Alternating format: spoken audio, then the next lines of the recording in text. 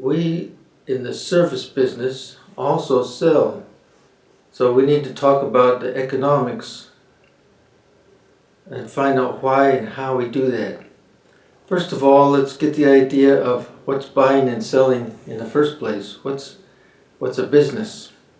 Imagine if you had a farm, and the farmers used to tell me the definition of a farmer is somebody who borrows $1 million at the beginning of the year and pays back $500,000 at the end of the year, which is the opposite of what you want to do. The purpose of a business is to make more than you spend, so that you not only have a cushion or an operating capital to run your business, but you have a profit, build wealth. Profit is how much money you have left over after your expenses. So what about a music business? When I first started you might say in the music business in 1964, my first job was to play trombone in a big band.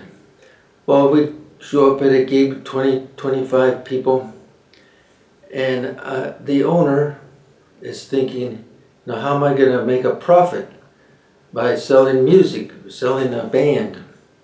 And so he hires an agent to find work. He hires a rehearsal conductor to teach the music to the band. He buys music stands and jackets so they all look alike and have a brand and so forth. He's got all these expenses. So how much is he going to charge? If he wanted to pay us $10 a piece, and there's 20 of us, in order to pay us, plus pay for all the transportation, all the stuff, and to pay his agent and pay his, well, he'd have to charge more than $400. He'd have to charge $500 or $1,000. Now he's got to make his cut too.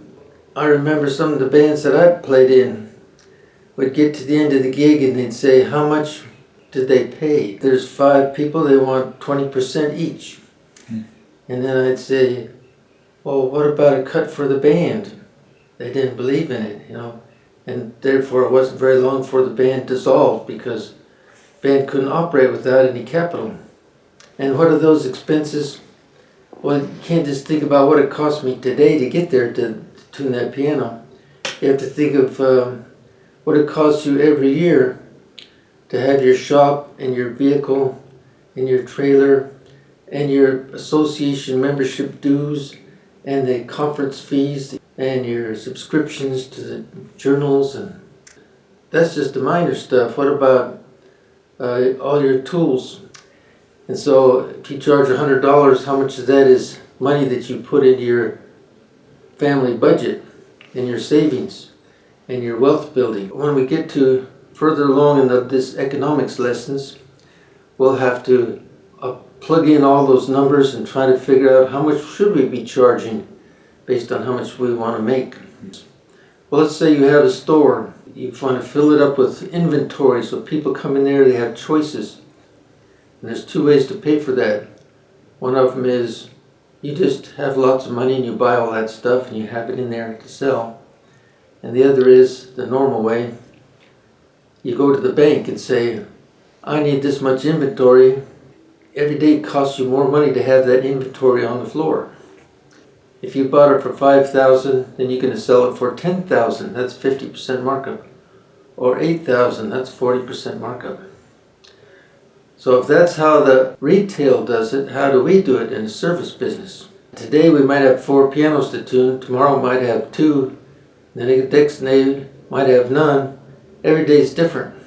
I know that nobody's going to want to spend thousands of dollars on this old upright ugly piano. So I'm not going to rebuild it. At what point do I clean it up and prepare it for sale and finally call it reconditioning by a technician, guaranteed, delivered, tuned, so that people have confidence and will pay and there's some cash flow.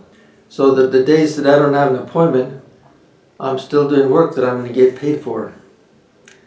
So that's the bottom line. That's the whole purpose of today's discussion, to explain why a service business would have sales, such as this instrument here. Even though I may not have recuperated all the expense of my time. At least I got some cash flow, and I got a regular customer, tuning customer.